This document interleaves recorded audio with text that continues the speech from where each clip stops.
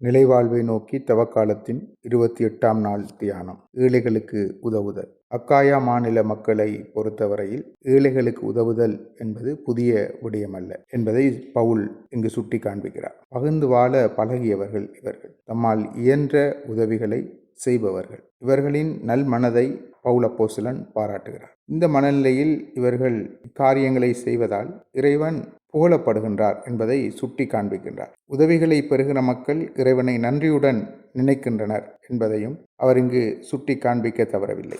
நமது செயல் இறை நாமத்தை உயர்வடைய செய்கின்றது. இது சாட்சியின் வாழ்வாக மாறுகின்றது என்பதை காண்பிக்கின்றார். யூத புற இன கிறிஸ்தவர்கள் என்ற பாகுபாடு காணப்படுகின்ற சூழலில் இவ்வாறான பணிகள் ஒரு உறவை ஏற்படுத்துகின்றது என்பதையும் அவர் காண்கின்றார். இங்கு அக்காயா மாநில மக்கள் யூத மக்களுக்காக தமது உதவிகளை மனமுவந்து செய்தனர். சமூக பகைகள், வேற்றுமை எண்ணங்கள் அகற்றப்பட்டு நாம் அனைவரும் ஒருவரை ஒருவர் தாங்குகிறவர்கள் என்ற மனநிலையை உருவாக்கும் ஒரு உறவின் பணியை முன்னெடுத்து சென்றார்.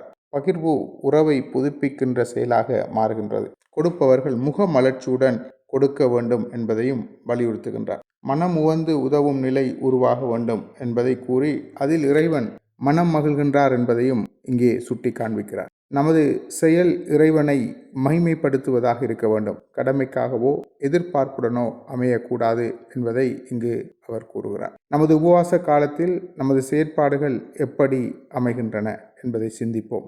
ஆண்டவர் எம்மை ஆசீர்வதிப்பார். ஆமென்.